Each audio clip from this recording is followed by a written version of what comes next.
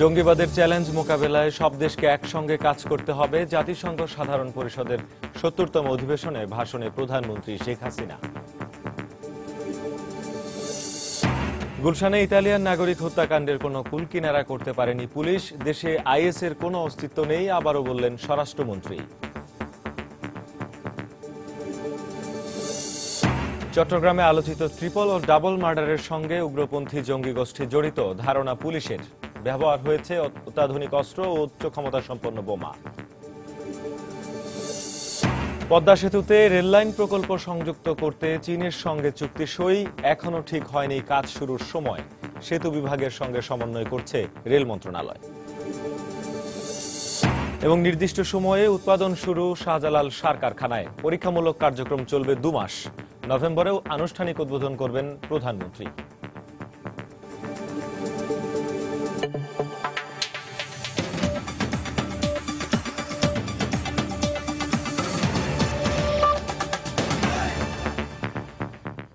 সময় সংবাদের সঙ্গে আছি আমি শেখ জায়েদ। সন্ত্রাস এবং জঙ্গিবাদকে টেকসই উন্নয়নের প্রধান বাধা উল্লেখ করে প্রধানমন্ত্রী শেখ হাসিনা বলেছেন, জঙ্গিবাদের চ্যালেঞ্জ মোকাবেলায় সব দেশকে একসঙ্গে কাজ করতে হবে। জাতিসংঘ সাধারণ পরিষদের ৭০তম অধিবেশনে দেয়া ভাষণে শেখ হাসিনা বলেন, জলবায়ু পরিবর্তনের হুমকি মোকাবেলা না করা গেলে জাতিসংঘের টেকসই উন্নয়ন প্রচেষ্টা বাস্তবায়ন সম্ভব হবে না। সহস্রাব্দের উন্নয়ন লক্ষ্যমাত্রার পর টেকসই উন্নয়ন লক্ষ্যমাত্রা নির্ধারণ করেছে জাতিসংঘ। দারিদ্র্য নিরসন, জলবায়ুর পরিবর্তন সীমিত রাখা আর ধরিত্রীর সুরক্ষাকে সবচেয়ে বেশি গুরুত্ব দেয়া হচ্ছে নতুন লক্ষ্যমাত্রায়। কিভাবে তা অর্জন করা সম্ভব হবে সে বিষয়ে নিজের মতামত তুলে ধরেন বাংলাদেশের প্রধানমন্ত্রী। বরাবরের মতো মাতৃভাষা বাংলাতেই নিজের বক্তব্য বিশ্ব নেতৃবৃন্দের সামনে উপস্থাপন করেন শেখ হাসিনা। সন্ত্রাসবাদ এবং জঙ্গিবাদ একটি বৈশ্বিক চ্যালেঞ্জ। এই চ্যালেঞ্জ মোকাবেলায় সকল রাষ্ট্রকে একযোগে কাজ করতে হবে। আমাদের সরকার সব ধরনের সন্ত্রাসবাদ, সহিংস জঙ্গিবাদ এবং মৌলবাদের প্রতি জিরো টলারেন্স নীতিতে বিশ্বাসী। বাঙালি জাতির গণতান্ত্রিক, প্রগতিশীল ও ধর্মনিরপেক্ষ চরিত্র ধ্বংসের ষড়যন্ত্রে যারা লিপ্ত রয়েছে সেসব চরমপন্থী ও স্বাধীনতা বিরোধী শক্তির মোকাবেলায় আমরা সদা তৎপর। গত 1.5 দশকে বাংলাদেশের উন্নয়ন পরিকল্পনার একটি বড় অংশের বাস্তবায়ন হয়েছে জাতিসংঘের সহস্রাব্দ উন্নয়ন লক্ষ্যমাত্রা বা এমডিজি-কে কেন্দ্র করে। এমডিজি বাস্তবায়নের সফলতা তাই নতুন উন্নয়ন পরিকল্পনা বাস্তবায়নে বাংলাদেশের জন্য অনুপ্রেরণা হবে বলে মনে করেন প্রধানমন্ত্রী। এসডিজিতে যে উচ্চাশা প্রতিফলিত হয়েছে তা বাস্তবায়নে আমাদের সরকারি ও ব্যক্তি খাত সহ অভ্যন্তরীণ এবং আন্তর্জাতিক তহবিলের যোগান অবশ্যই বৃদ্ধি করতে হবে। এজন্য উন্নত দেশগুলোর পূর্ব প্রতিশ্রুতি অনুযায়ী তাদের জিএনআই এর 0.7% ওডিএ হিসেবে উন্নয়নশীল দেশগুলোকে এবং 0.2% হারে স্বল্পোন্নত দেশগুলোকে প্রদান অত্যন্ত জরুরি। উন্নয়নের নতুন লক্ষ্যমাত্রা বাস্তবায়নে আঞ্চলিক সহযোগিতা বাড়ানো এবং অভিবাসন সম্ভাবনাকে কাজে লাগাতে বিশ্ব নেতাদের প্রতি আহ্বান জানান শেখ হাসিনা। অভিবাসন এবং মানব চলাচল আজ নতুনভাবে ইতিহাস এবং ভৌগোলিক পরিসীমা নির্ধারণে নিয়ামক হয়ে দাঁড়িয়েছে। অভিবাসনের পূর্ণ সম্ভাবনাকে কাজে লাগানোর জন্য রাষ্ট্রসমূহের মধ্যে সহযোগিতা প্রয়োজন।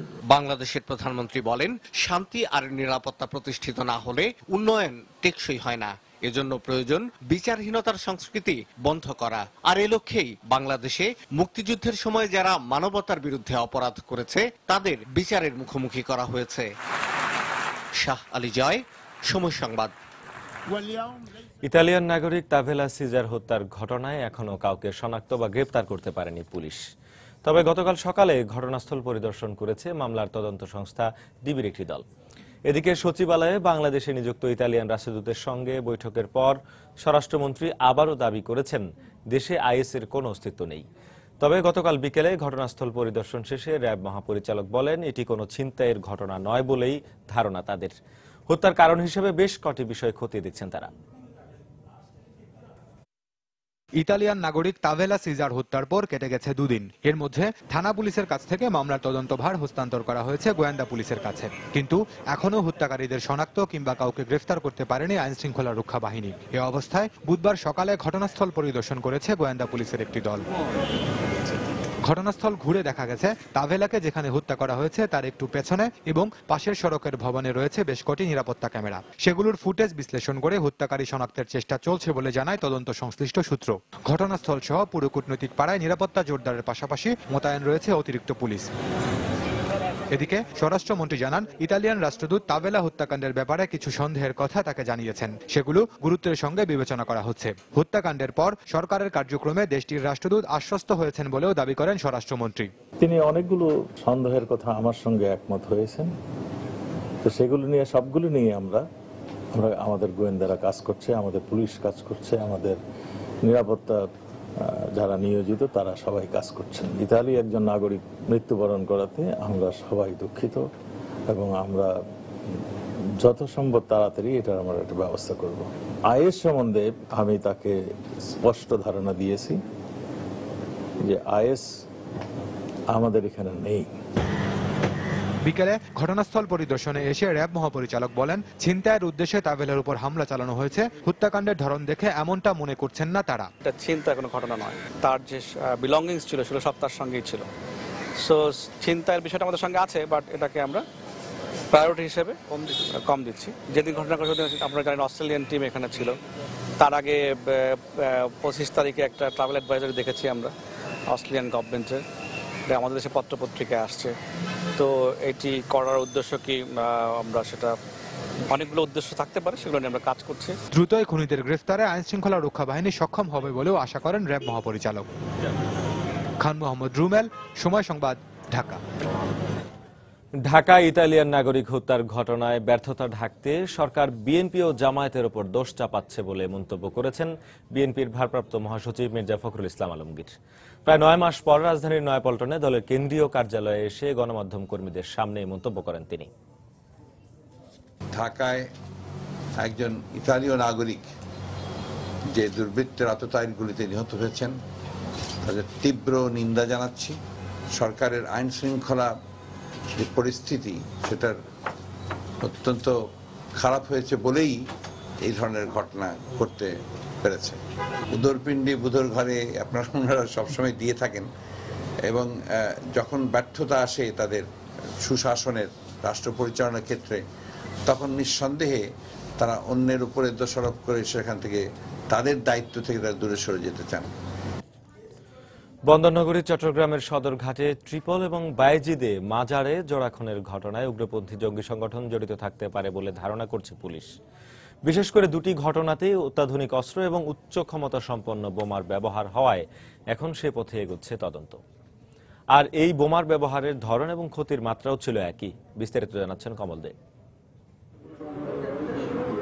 সাম্প্রতিক বছরগুলোতে চট্টগ্রামের অপরাধ জগতে AK-47, SMGর মতো বড় কিংবা ভারী অস্ত্রের ব্যবহার নেই বললে চলে। কিন্তু গত 23 সেপ্টেম্বর রাতে নগরীর সদরঘাট এলাকায় র্যাকেট পেনকিজারের ডিলার প্রতিষ্ঠানের টাকা ছিনিয়ে নেওয়ার চেষ্টায় ব্যবহার করা হয়েছে ভারী অস্ত্র AK-22 রাইফেল। শুধু তাই নয়, প্রতিরোধের মুখে জনতার কাছ থেকে পালিয়ে যাওয়ার জন্য বিস্ফোরণ ঘটানো হয়েছে উচ্চ ক্ষমতা সম্পন্ন বোমার। নরমালি ছিনতাই কাজে সাধারণত যে ককটেলগুলো ব্যবহার করা হয় বা দেশীয় অস্ত্র ব্যবহার করা হয়, কিন্তু এই যেহেতু একটা আনইউজুয়াল কিছু অস্ত্র আসছে, এই ফলে এটা আমাদেরকে চিন্তিত করছে এবং আমরা আমাদের গোয়েন্দা নজরদারি বাড়িয়ে দিয়েছি। এই ঘটনায় ওই রাতে মারা যায় 2 সন্ত্রাসী। পরবর্তীতে চিকিৎসাধীন অবস্থায় মারা যায় ডিলার প্রতিষ্ঠানের মালিক সত্যগোপাল ভৌমিক। বিস্ফোরিত বোমার ভয়াবহতা এবং ভারী অস্ত্রের ব্যবহার দেখে এটিকে জঙ্গিদের কাজ বলে ধারণা পুলিশের। এই অস্ত্র দুটো কিভাবে আসলো, কোত্থেকে আসলো, এই অস্ত্রের পিছনে কারা আছে, যোগানদাতা কারা, উৎস থেকে, আমাদের তদন্ত কিন্তু এখন সেদিকে আগাচ্ছে। অপরদিকে গত 4 সেপ্টেম্বর দুপুরে নগরীর বায়েজিদ এলাকার একটি মাজারে ঢুকে দুজনকে জবাই করে হত্যা করে দুর্বৃত্তরা। হত্যাকাণ্ড শেষে পালিয়ে যাওয়ার সময় জনতার প্রতিরোধের মুখে ব্যবহার করা হয়েছে উচ্চ ক্ষমতা সম্পন্ন বোমা। মাজার নিয়ে একটা জমি জমার সমস্যা ছিল, এই দিক দিয়ে ঘটনা ঘটেছে কিনা এই দিকটা আমরা দেখছি। এর সাথে মাজারে ভক্তরা ছিল, তারা টাকা দিত, এই টাকা নিয়ে কোনো সমস্যা আছে কিনা এই দিকটাও আমরা দেখছি। তার সাথে সাথে যে কোনো জঙ্গি সম্পৃক্ততা আছে কিনা, যে মাজার রিলেটেড কোনো মাজার বিরোধী কোনো গোষ্ঠী এটার সাথে সম্পৃক্ত আছে কিনা এই দিকটা টার্গেট রেখেও আমরা তদন্তে এগিয়ে যাচ্ছি। এই দুটি হত্যাকাণ্ডের ঘটনায় সদরঘাট থানায় 2টি এবং বায়েজিদ থানায় 1টি মামলা দায়ের করা হলো। পুলিশ এখন পর্যন্ত কাউকে গ্রেপ্তার করতে পারেনি। কমল দে, সময় সংবাদ, চট্টগ্রাম। সময় সংবাদে আরো থাকছে। পদ্মায় বিলীন হওয়ার পথে শরীয়তপুরের বিস্তীর্ণ এলাকা, বাড়ছে ভূমিহীনের সংখ্যা, ভাঙন রোধে ব্যবস্থা নেয়ার দাবি।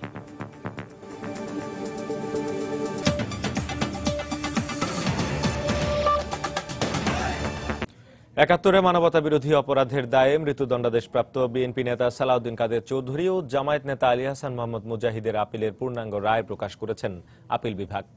প্রধান বিচারপতি এস.কে. সিনহার নেতৃত্বে আপিল বিভাগের সংশ্লিষ্ট বিচারপতিরা আলাদা দুই মামলার চূড়ান্ত রায়ের সইয়ের পর সুপ্রিম কোর্টের আপিল বিভাগের ওয়েবসাইটে এ রায় প্রকাশ করা হয়। মানবতাবিরোধী অপরাধে দণ্ডপ্রাপ্ত আলবদর নেতা আলী আহসান মোহাম্মদ মুজাহিদ ও বিএনপি নেতা সালাউদ্দিন কাদের চৌধুরীর মৃত্যুদণ্ডের সাজা আগেই চূড়ান্ত করেছিল সর্বোচ্চ আদালত। এতদিন শুধু অপেক্ষা ছিল পূর্ণাঙ্গ রায় প্রকাশের। বিচারপতিদের স্বাক্ষর শেষে ওয়েবসাইটের মাধ্যমে বুধবার বিকেলে তা প্রকাশ করেন আপিল বিভাগ। জামায়াত নেতা মুজাহিদের 191 পৃষ্ঠার রায়ে একাত্তরে তার ভূমিকা ও বুদ্ধিজীবী হত্যায় তার সরাসরি সম্পৃক্ততার কথা তুলে ধরেছেন আপিল বিভাগ। অন্যদিকে 217 পৃষ্ঠার রায়ে বিএনপি নেতা সালাউদ্দিন কাদের চৌধুরীকে একাত্তরে চট্টগ্রাম এলাকায় হত্যা, গণহত্যার মূল পরিকল্পনাকারী ও ঠান্ডা মাথার খুনি হিসেবে উল্লেখ করেছেন সর্বোচ্চ আদালত। আদালত যেটা পর্যবেক্ষণ করেছেন সেটা হলো তিনি আলবদর বাহিনীর একজন নেতা এবং আলবদর বাহিনী এদেশের বুদ্ধিজীবী হত্যার জন্য দায়ী।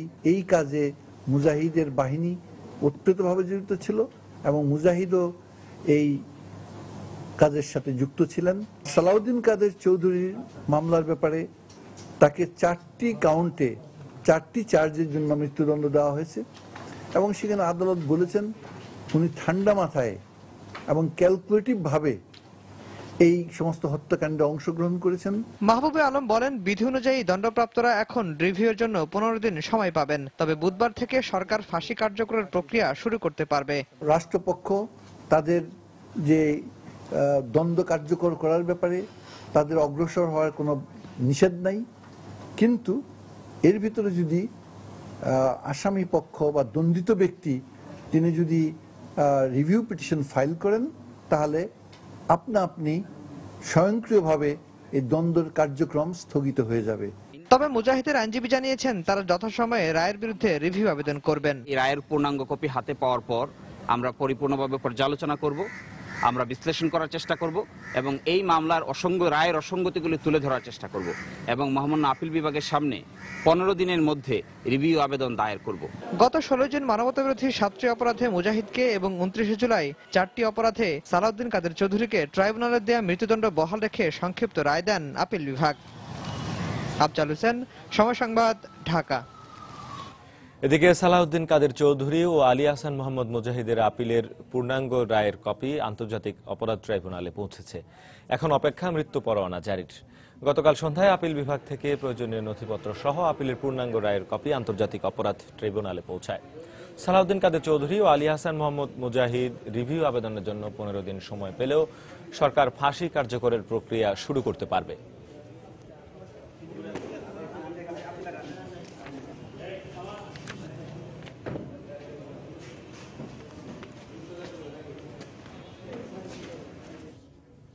পদ্মা সেতুর নির্মাণ কাজের অগ্রগতি নিয়ে প্রতি মাসের 1 তারিখে আমরা বিশেষ রিপোর্ট প্রচার করে থাকি। এরই ধারাবাহিকতায় আজ থাকছে সেতুতে রেললাইন প্রকল্প সংযুক্ত করা নিয়ে একটি রিপোর্ট। পদ্মা বহুমুখী সেতুতে রেললাইন প্রকল্প সংযুক্ত করা হলেও কবে নাগাদ কাজ শুরু হবে তা ঠিক হয়নি এখনো। রেল মন্ত্রণালয় বলছে এ বিষয়ে ইতিমধ্যে চীন সরকারের সঙ্গে চুক্তি স্বাক্ষরিত হয়েছে। আগামী 6 মাসের মধ্যে কার্যসূচি ঠিক করা যাবে। এদিকে মূল সেতুর দায়িত্বে থাকা সেতু বিভাগের সঙ্গেও নিয়মিত সমন্বয় করছে রেল মন্ত্রণালয়। এহসান জুয়েলের রিপোর্ট। গত বছরের শেষের দিকে কাজ শুরু হয় বহুল আলোচিত পদ্মা সেতুর। এই সেতুর পাশাপাশি দেশে দক্ষিণাঞ্চলকে রেল সংযোগের আওতায় আনার পরিকল্পনা রয়েছে, যেখানে রাজধানীর কমলাপুর থেকে ছাড়া ট্রেন গ্যান্ডারিয়া হয়ে 44 কিলোমিটার দূরের মুন্সিগঞ্জের মাওয়া পর্যন্ত যাবে। সেইখান থেকে 6.5 কিলোমিটার মূল পদ্মা সেতু দিয়ে যাবে অন্য প্রান্ত জাজিরায়, আর জাজিরা থেকে ফরিদপুর ভাঙ্গা পর্যন্ত বসানো হবে 31 কিলোমিটার রেল লাইন। এই কাজের দ্বিতীয় ধাপে ভাঙ্গা থেকে নড়াইল হয়ে যশোর পর্যন্ত 79 কিলোমিটার রেল সংযোগ দেওয়া হবে। কমলাপুর থেকে এই গ্যান্ডারিয়া স্টেশন পর্যন্ত 5 কিলোমিটার লাইন আগে টানা আছে, আর এইখান থেকে টানা হবে বাকি 162 কিলোমিটার লাইন। রেল মন্ত্রণালয় বলছে পদ্মা সেতুর উদ্বোধনের দিনেই রেল সংযোগ দেওয়ার ব্যাপারে আশাবাদী তারা, তবে কাজ কখন শুরু হবে সেটি নির্ধারণ করা যায়নি আজও। কিন্তু হাতে যথেষ্ট সময় আছে আর নির্ধারিত সময়ে কাজ শেষ হবে বলে দাবি রেলমন্ত্রীর। খোদ্দা রেল লিঙ্ক নির্মাণের জন্য প্রতিদিন আমরা আস্তে আস্তে সামনের দিকে এগিয়ে যাচ্ছি। আশা করি আগামী কয়েক মাসের মাঝে সমঝোতা শেষ হওয়ার পর, লোন এগ্রিমেন্ট হওয়ার পরেই আশা করি আমরা নির্মাণ কাজ শুরু করতে পারবো। এই কাজের জন্য চীনের সরকারি কোম্পানি চায়না রেলওয়ে গ্রুপ লিমিটেডের সঙ্গে স্বাক্ষর হয়েছে চুক্তি। দুদেশের রেল কর্মকর্তারা এখন চূড়ান্ত করছেন কাজের প্রয়োজনীয় ধাপগুলো। মূল পদ্মা সেতুর দায়িত্বে থাকা সেতু বিভাগের সাথেও চলছে নিয়মিত সমন্বয়। কন্ট্রাক্টটা ফাইনাল হয়ে গেলে চুক্তি হবে, চুক্তি হওয়ার পরে হবে সিসিইএ, তারপরে হবে সিসিজিপি, গভর্নমেন্ট পারচেজ, ডিপিপি একনেক অনুমোদন করবে, তারপর লোন এগ্রিমেন্টের পরে আপনার কন্ট্রাক্ট এফেক্ট হবে এবং কাজ শুরু হবে। আমাদের ইন্টারফেস ইস্যু নামে একটা বড় ইস্যু আছে, এখন চায়না মেজর ব্রিজ কাজ করতেছে এবং অন্য যখন বাংলাদেশ রেলওয়ে যখন আসবে তখন তাদের ঠিকাদাররা কিভাবে ওই ভিতরের কাজগুলো করবে এই বিষয়গুলো নিয়ে আমাদের এখানে বিস্তারিত আলোচনা হয়। প্রথম পর্যায়ে রেলপথ নির্মাণের জন্য 361 হেক্টর জমি প্রয়োজন হবে। এর মধ্যে কিছু জমি সড়ক ও জনপথ সেতু কর্তৃপক্ষ এবং সরকারি জলমহল থেকে পাওয়া গেলেও এখনো 245 হেক্টর জমি অধিগ্রহণ করতে হবে। এহসান জুয়েল, সময় সংবাদ, ঢাকা। মেডিকেলের ভর্তি পরীক্ষার প্রশ্নপত্র ফাঁসের অভিযোগ ও পুনরায় মেডিকেলে ভর্তি পরীক্ষা নেয়ার দাবিতে কেন্দ্রীয় শহীদ মিনারে জমায়েত হয়েছেন শিক্ষার্থীরা। সেখানে আছেন রিপোর্টার ইজাজ শৌমিক, সরাসরি চলে যাচ্ছি তার কাছে। শৌমিক। হ্যাঁ জায়েদ, গতকালকে মেডিকেলের ভর্তি পরীক্ষা বাতিলের দাবিতে যে আন্দোলন হয়েছিল সেখানে পুলিশের লাঠিচার্জ এবং আটকের পরেও তাদের মেডিকেলের শিক্ষার্থীরা অর্থাৎ যারা ভর্তি পরীক্ষা দিয়েছিলেন তাদের পূর্ব ঘোষিত কর্মসূচি অনুযায়ী আজকে এই শহীদ মিনারে তারা গণ অবস্থান কর্মসূচি পালন করছেন এবং তারা এখান থেকে বলছেন, আমি মেডিকেলের এই আন্দোলনরত শিক্ষার্থীদের সঙ্গে কথা বলে যেটা জানতে পারলাম যে এখানে তারা বলছেন যে আজ সারা বাংলাদেশ থেকে যারা মেডিকেলে ভর্তি পরীক্ষা দিয়েছেন তারা এই শহীদ মিনারে এসে জড়ো হচ্ছেন এবং এখন আমার সামনে যেটি দেখতে পাচ্ছেন এটি একটি অংশ। এছাড়াও তারা বলছেন যে সারা বাংলাদেশ থেকে অন্যান্য ভর্তিচ্ছু শিক্ষার্থীরা তারা এসে কিন্তু জড়ো হচ্ছেন এবং এই জায়গাটায় জড়ো হওয়ার পরে এখান থেকে তারা তাদের গণ অবস্থানের যে কর্মসূচি সেই কর্মসূচি থেকে তারা তাদের পরবর্তী কর্মসূচি দেবেন। আপনি জানেন যে ইতিমধ্যেই মেডিকেলের যে ভর্তি পরীক্ষা হয়েছিল গত 18 সেপ্টেম্বর, সেই ভর্তি পরীক্ষার পরপরই কিন্তু এই শিক্ষার্থীরা আন্দোলনে নামেন এবং তাদের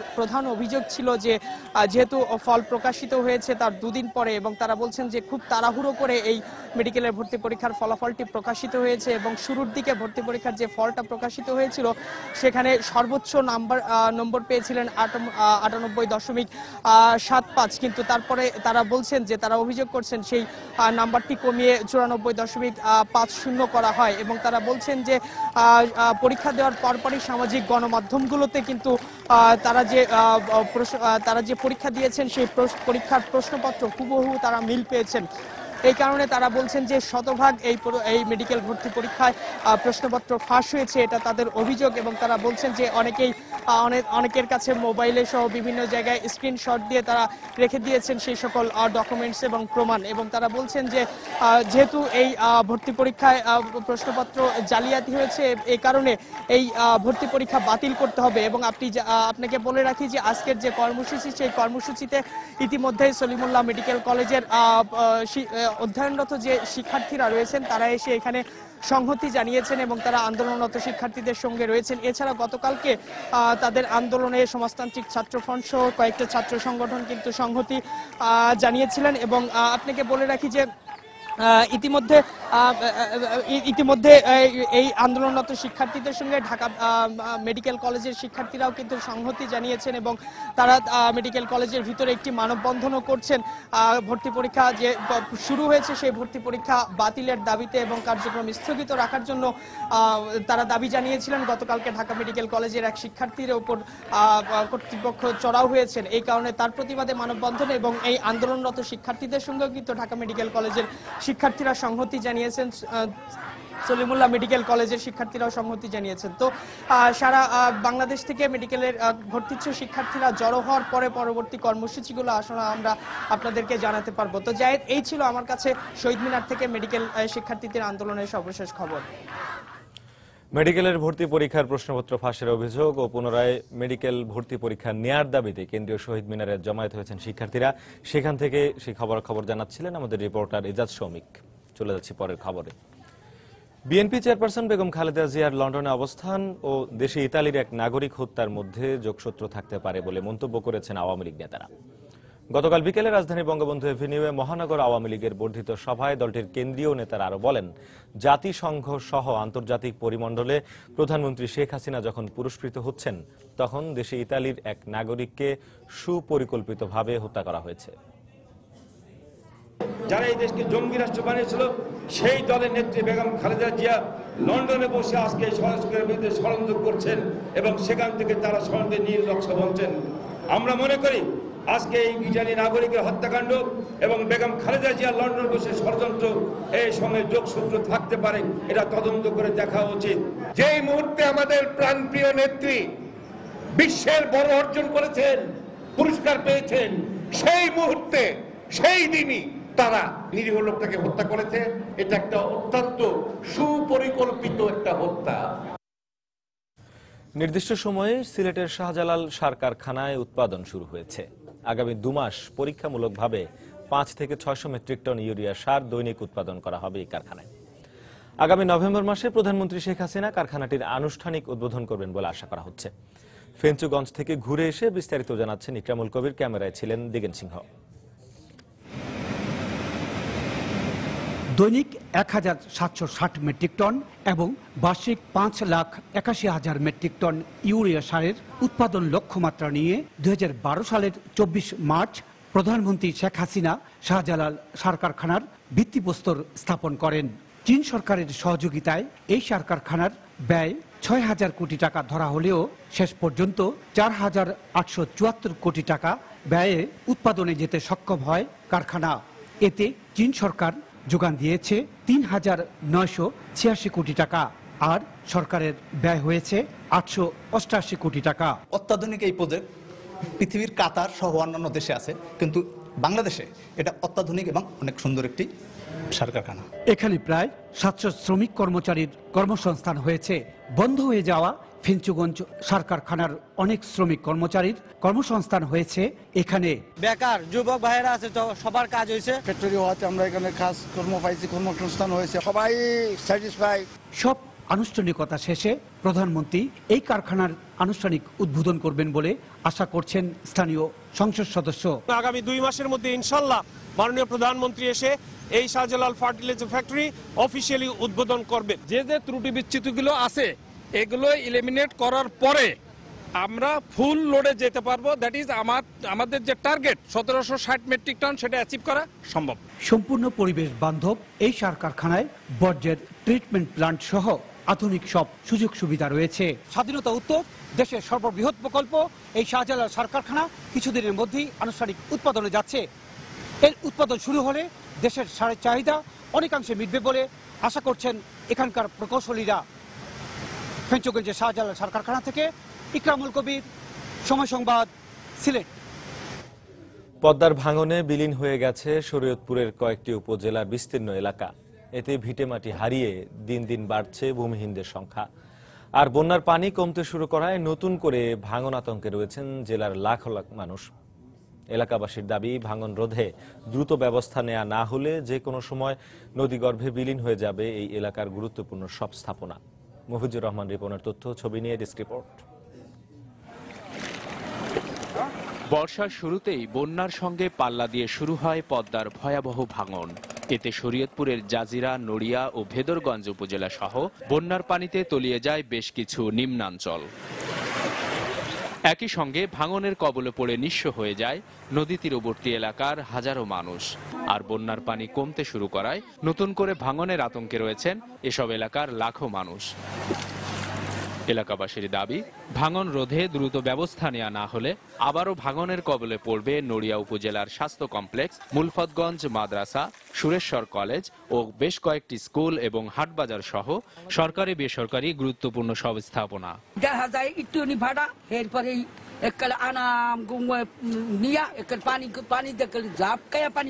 বর্তমানে পানি টান দিছে, এখন আরো বিরাট আকারে ফাটল ধরছে। নদীর পারে খালি দাঁড়ায় কান দিয়ে, এছাড়া আমার কোনো কুলকিনার নেই। এদিকে ভাঙন রোধে দ্রুত বাঁধ নির্মাণের দাবি জানিয়েছেন নড়িয়া উপজেলার জনপ্রতিনিধিরা।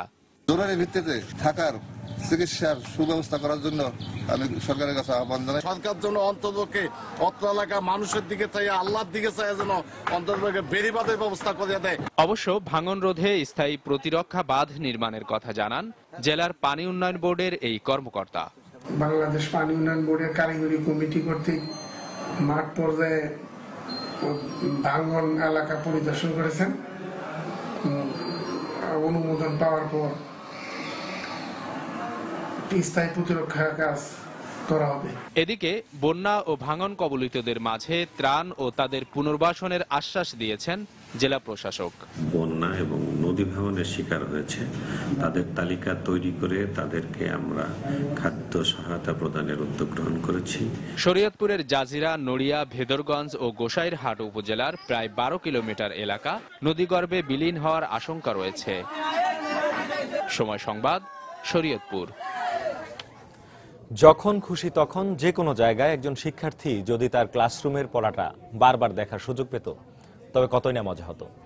বাংলাদেশের প্রেক্ষাপটে কাল্পনিক মনে হলেও এই ধরনের ডিজিটাল শিক্ষা উন্নত বিশ্ব শুরু করেছে গত শতকের মাঝামাঝি থেকেই। তাই বিশ্বের সাথে পাল্লা দিয়ে টিকে থাকা আর সবার জন্য শিক্ষা নিশ্চিত করতে প্রচলিত শিক্ষাক্রমকে সফটওয়্যারের মাধ্যমে ডিজিটাল ক্লাসরুমে রূপান্তর করে চলেছেন দেশের এক তরুণ উদ্যোক্তা। তরুণ সেই উদ্যোক্তার গল্প শোনাবেন শাতিলা শারমিন, ক্যামেরায় ছিলেন খলিলুর রহমান। যদি প্রজার শত্রু হয়ে দাঁড়ায় তাহলে তো বড় চিন্তা। এক সময় খোলা মাঠে, গাছের তলায়, পাঠশালা বা টোলে বহু দূর থেকে গুরুর কাছে হাতে খড়ি নিতে আসতো বিদ্যার্থীরা। কালের বিবর্তনে প্রতিষ্ঠিত হয়েছে বিদ্যালয়। ক্লাসরুমে শিশু কিশোরদের নানা বিষয়ে শিক্ষা দেন একজন শিক্ষকই। তথ্য প্রযুক্তির বিপ্লবের ফলে এ যুগের শিক্ষা এখন সফটওয়্যার ভিত্তিক। উন্নত দেশগুলো বিগত শতকের মাঝামাঝি থেকেই শুরু করেছিল এ ধরনের শিক্ষা কার্যক্রম। বাংলাদেশের তরুণ একজন উদ্যোক্তা ব্যক্তিগত উদ্যোগে শুরু করেছেন সেই সফটওয়্যার ভিত্তিক ডিজিটাল ক্লাসরুম তৈরির কাজ।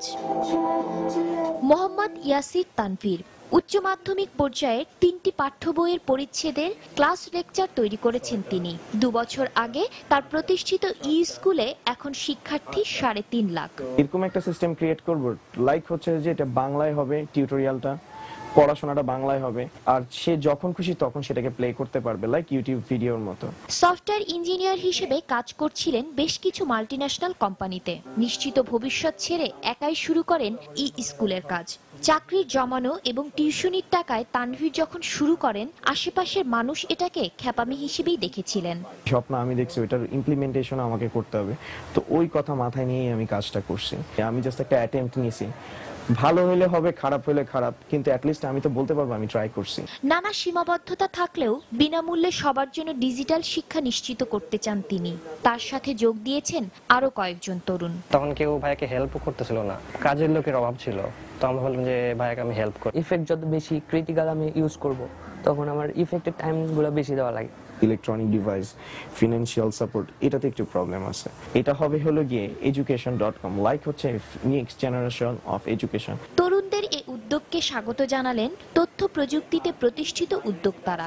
একটা বিজনেস প্রপোজিশন দাঁড় করাতে হবে, স্কুলটা যেন লাভজনক হয়। ও একটা সফটওয়্যার দিয়ে হয়তো শুরু করেছে, এরপরে যদি তারা আরো 5টা সফটওয়্যার করতে না পারে তাহলে এই একটি উদ্যোগ মারা যাবে। এ ধরনের উদ্যোগকে সামাজিক ও রাষ্ট্রীয়ভাবে পৃষ্ঠপোষকতার উপরও জোর দিলেন তারা।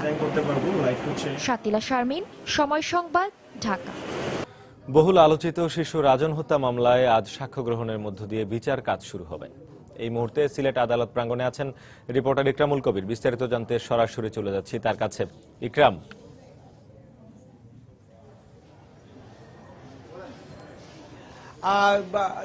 এই আজকে একটি চাঞ্চল্যকর হত্যা মামলা সিলেট অঞ্চলে বা দেশ বিদেশে একটি চাঞ্চল্য সৃষ্টি করেছে, একটি নির্মম হত্যা মামলা। আপনারা জানেন যে গত 8 জুলাই সিলেটের শিশু রাজনকে হত্যা করা হয়েছিল। সিলেটের কুমারগাঁও এলাকায় 13 জন মিলে একটা হত্যা করেছিল এবং এই হত্যাকাণ্ডের আজকে থেকে বিচার শুরু হবে সাক্ষ্য গ্রহণের মধ্য দিয়ে।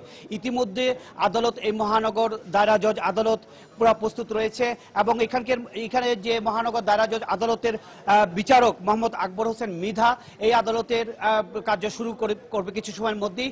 ইতিমধ্যে এই আদালতের যে সাক্ষী আছেন 68 জন সাক্ষী, 38 জন সাক্ষী, 38 জন সাক্ষীর মধ্যে ইতিমধ্যে আজকে 3 জনের সাক্ষ্য গ্রহণ করা হবে আমাকে এই আদালতের পিপি অ্যাডভোকেট মোহাম্মদ মফুর আলী জানিয়েছেন। এবং আপনারা জানেন যে এই গত 8 জুলাই যে হত্যাকাণ্ডটা হয়েছে তার দ্রুত সময়ের মধ্যে এই হত্যাকাণ্ডের চার্জশিট দেওয়া হয়েছে আদালতে। গত এই 16 আগস্ট এই মামলার চার্জশিট দেওয়া হয়েছিল। এবং আমি এখন কথা বলবো এই মহানগর দায়রা জজ আদালতের পিপি অ্যাডভোকেট মোহাম্মদ মফুর আলী। উনি আমাদেরকে জানাবেন যে আজকে যেভাবে বিচার কাজ শুরু হবে এবং এই মাসে আজকে সহ যে 9 দিন তারিখ পড়বে, এই 9 দিন তারিখের আজকে যে প্রথম বিচার কাজটা শুরু হবে এবং প্রক্রিয়াটি কি এবং কজন সাক্ষী সাক্ষ্য দিবেন তার সে ব্যাপারে আমাকে জানাচ্ছেন অ্যাডভোকেট মফুর আলী, মহানগর দায়রা জজ আদালতের পিপি। এই মামলাটা জাতীয়ভাবে অত্যন্ত আলোচিত মামলা, কারণ নৃশংসভাবে এই মামলার ভিকটিম রাজনকে আসামিরা হত্যা করেছে। দেশে বিদেশে এটা জাতীয়ভাবে একটা চাঞ্চল্য আলোড়ন জনমনে ক্ষোভ সৃষ্টি হয়েছিল। এটাকে গুরুত্ব দিয়ে মহানগর পুলিশ অতি দ্রুততার সাথে প্রকৃত আসামিদেরকে গ্রেফতার করে মামলার তদন্ত সমাপ্ত করেছে। গত তারিখে আদালতে চার্জ গঠন করা হয়েছে। আজকে মামলার বাদী এসআই আমিনুল ইসলাম এবং ভিকটিম রাজনের পিতা আজিজুর রহমান আলম সহ মোট 3 জন সাক্ষী আজকে সাক্ষী হাজিরা দেওয়ার প্রস্তুতি নিয়েছি। আজকে তাদের সাক্ষী নেওয়া হবে এবং আদালতও এই মাসের 15 তারিখের মধ্যে 9 দিন আদালত সাক্ষীর জন্য রেখেছেন, অত্যন্ত গুরুত্ব দিয়ে যাতে অতি দ্রুত এই মামলার বিচার সমাপ্ত করা যায়। আপনি শুনছিলেন যে আমাদের এই আদালতের পিপি আমাদেরকে বলছিলেন এই মামলা তার ব্যাপার এবং এই 13 জন আসামি রয়েছেন এবং যে বাদী এই বাদী আমার সাথে রয়েছেন। এই বাদী হচ্ছে গিয়ে রাজনের পিতা আজিজুর রহমান আলম। উনি কাছে জানতে চাইব আজকে মামলাটা বিচার শুরু হচ্ছে, আপনার কেমন মনে হচ্ছে, কেমন লাগছে? আমার মোটামুটি যে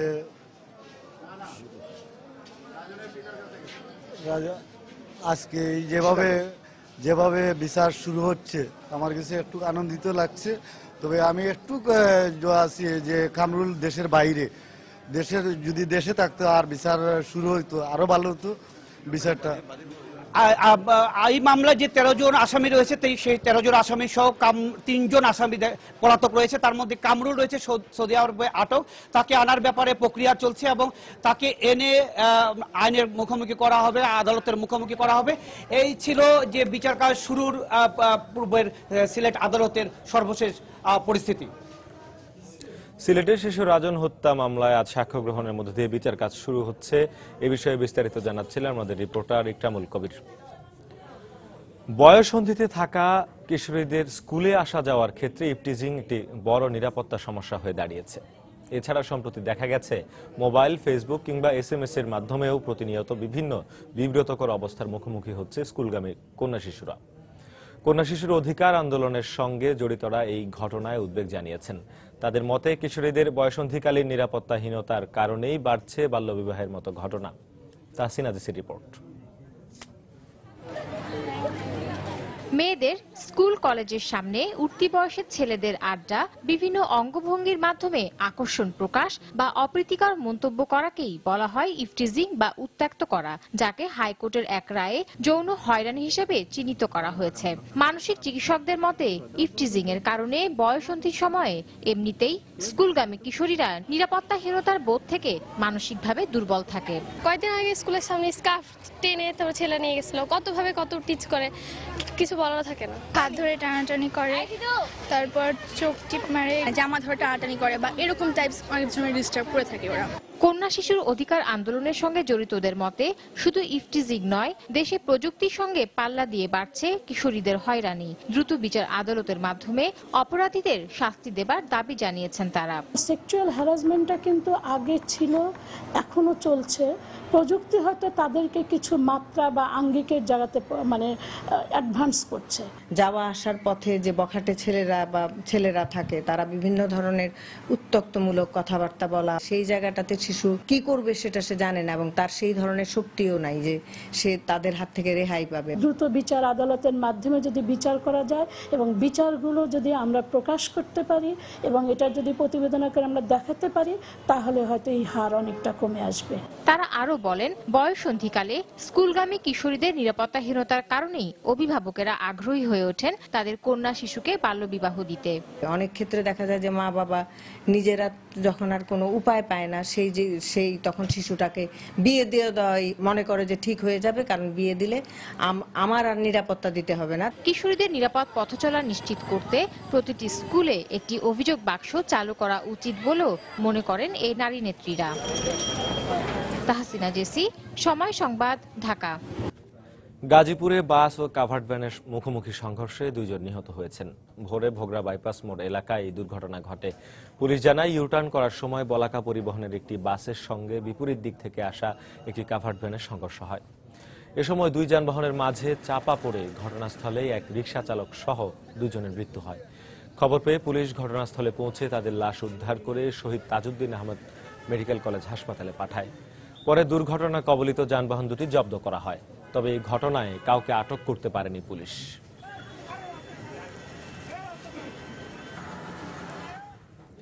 দেশের বাইরের খবর। অভিবাসীদের প্রবেশ নিয়ন্ত্রণে আইন কঠোর করার উদ্যোগ নিয়েছে জার্মানি। এদিকে আন্তর্জাতিক অভিবাসন সংস্থা IOM এক প্রতিবেদনে জানিয়েছে, চলতি বছর ভূমধ্যসাগর পাড়ি দিয়ে প্রায় 5.25 লাখ অভিবাসী ইউরোপে প্রবেশ করেছে। এর মধ্যে 4 লাখই এসেছে গ্রিস হয়ে। এই অবস্থায় অভিবাসীদের স্রোত ঠেকাতে তুরস্ক গ্রিস রুটে কড়াকড়ি আরোপের পরামর্শ দিয়েছে হাঙ্গেরি। মেসিডোনিয়ার গেভগেলিজা শহরের এই শরণার্থী শিবিরে সবাইকে অবাক করে দিয়ে মঙ্গলবার হাজির হন ব্রিটিশ চলচ্চিত্র অভিনেতা Orlando Bloom. Lord of the Rings, Pirates of the ক্যারিবিয়ান্সের মতো পর্দা কাঁপানো ছবির এই অভিনেতা এখন কাজ করছেন ইউএনএসএফ এর শুভেচ্ছা দূত হিসেবে। শরণার্থীদের সার্বিক খোঁজ খবর নেয়ার পাশাপাশি শিশুদের সঙ্গে হাসি আড্ডায় মেতে ওঠেন ব্লুম। অভিবাসীদের চাপ সামাল দিতে কঠোর আইন প্রণয়নের উদ্যোগ নিয়েছে জার্মানির মন্ত্রিসভা।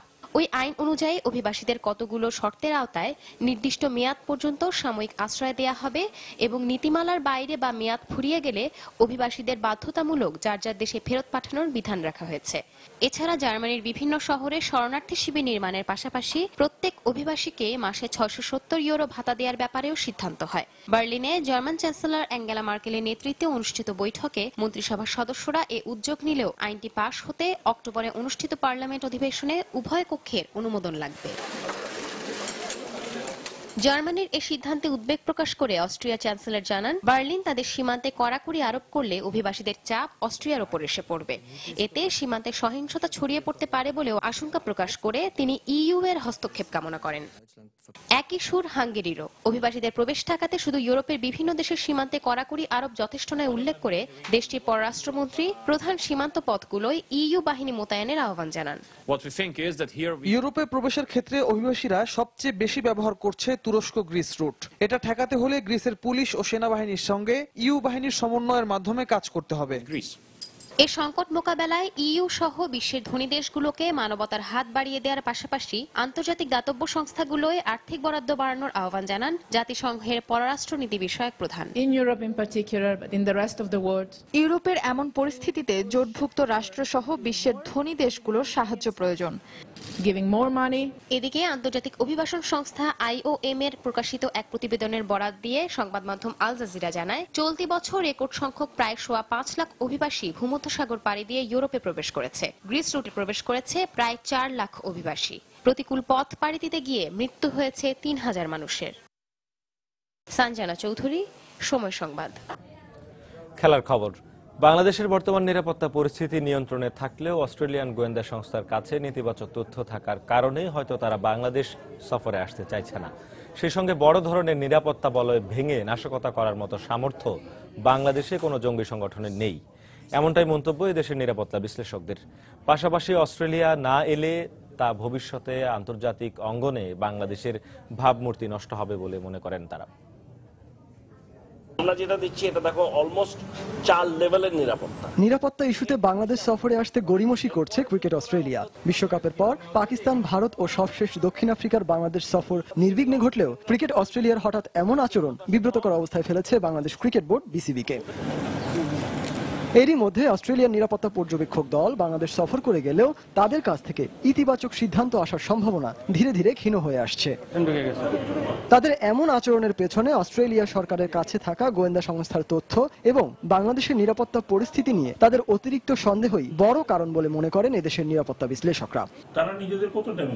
পাশাপাশি অস্ট্রেলিয়া দলকে যে ধরনের নিরাপত্তা দেওয়ার প্রতিশ্রুতি দেওয়া হয়েছে তা ভেঙে নাশকতা চালানোর মতো সামর্থ্য কোনো জঙ্গি সংগঠনের নেই বলে মনে করেন তারা। তাদের কাছে ইন্টেলিজেন্স সেই ইন্টেলিজেন্সকে বাংলাদেশের সাথে শেয়ার করে থেকে না, এটা তো আমাদের জানা নেই। তাদের ইন্টেলিজেন্স মানে হচ্ছে যে এই বাংলাদেশের ভিতর থেকে সেই ইন্টেলিজেন্সগুলো কালেক্ট করেছে, যে তাদের ইন্টেলিজেন্স যে বাংলাদেশে ওয়েস্টার্ন স্বার্থে আঘাত হানতে পারে। প্রায় দেশগুলোই কিন্তু এখন সিরিয়াতে এবং ইরাকে তাদের এয়ারফোর্স টার্গেট করে আছে। তারা নিজেরাও এক ধরনের শঙ্কিত আছে। সেই সফরের জন্য যে ধরনের জঙ্গি হুমকি, এরকম কোনো অস্তিত্ব বাংলাদেশে আছে কিনা, যেটাকে আমরা বলি যে সুরক্ষিত, নিরাপত্তায় সুরক্ষিত কোনো লক্ষ্যবস্তুকে আঘাত হানার মতো সক্ষমতা বাংলাদেশে ছড়িয়ে ছিটিয়ে থাকা দুই একটা জঙ্গি থাকতে পারে, তাদেরকে সেই সক্ষমতা আছে কিনা আমি বলবো নাই। সেই সঙ্গে সাম্প্রতিক সময়ে এদেশে ঘটে যাওয়া অপ্রীতিকর কিছু ঘটনা ভবিষ্যতেও আন্তর্জাতিক ক্রীড়াঙ্গনে বাংলাদেশের ভাবমূর্তি ক্ষুণ্ণ করবে বলে মতামত তাদের। এই বিচ্ছিন্ন যে সব লোকগুলো কাজ করছে, সেটির অস্তিত্ব নেই বললে সেটি ভুল হবে, আছে, কিন্তু সেটি হচ্ছে মাথাচাড়া দিয়ে উঠতে পারছে না আমাদের এই যে জঙ্গি বিরোধী যে সক্ষমতা, সেটির কারণে। ধরে নিচ্ছি যে অস্ট্রেলিয়া একটা নেগেটিভ ডিসিশন নিল, তাহলে এটার এফেক্ট তো পড়বেই ভবিষ্যতে। যদিও আমরা এর আগে আমাদের দেশে সাউথ আফ্রিকা আসছে, পাকিস্তান আসছে, ইন্ডিয়া আসছে এবং তারা স্বচ্ছন্দে খেলে চলে গেছে, কিন্তু এখন একটা দেশে যদি সিদ্ধান্ত নেয় অন্য কোনো উদাহরণ তো সেটা কাজ করবে না। পাশাপাশি যে কোনো বিচ্ছিন্ন ঘটনাকে নিরাপত্তাহীনতার ইস্যু বানিয়ে অস্ট্রেলিয়া দলের বাংলাদেশ সফর নিয়ে গড়িমসি করাকে দুঃখজনক বলেই মন্তব্য করেন তারা। আস্থাহীনতার মধ্যে পড়ে। সজল মিত্র, রিচার্ড, সময় সংবাদ, ঢাকা। এই পর্যায়ে শীর্ষ সংবাদ জানিয়ে দিচ্ছে আরেকবার। জঙ্গিবাদের চ্যালেঞ্জ মোকাবেলায় সব দেশকে একসঙ্গে কাজ করতে হবে, জাতিসংঘ সাধারণ পরিষদের ৭০তম অধিবেশনে ভাষণে প্রধানমন্ত্রী শেখ হাসিনা। গুলশানে ইতালিয়ান নাগরিক হত্যাকাণ্ডের কোনো কুলকিনারা করতে পারেনি পুলিশ, দেশে আইএসের কোনো অস্তিত্ব নেই আবারও বললেন স্বরাষ্ট্রমন্ত্রী।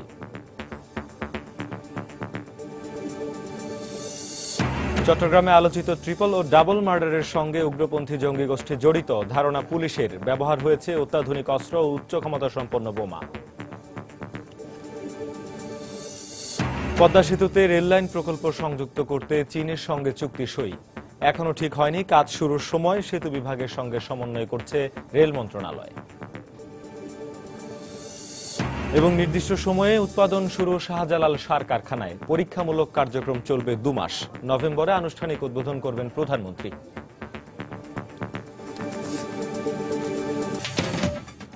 এই ছিল এখনকার মতো। যে কোনো খবর পেতে ভিজিট করুন সময়নিউজ.tv। যে কোনো বাংলা লিংক, রবি ও সিটিসেল নম্বর থেকে সময় সংবাদের খবর, অনুষ্ঠান সম্পর্কে জানতে এবং যে কোনো তথ্য সময় সংবাদকে জানাতে ডায়াল করুন 16242 নম্বরে।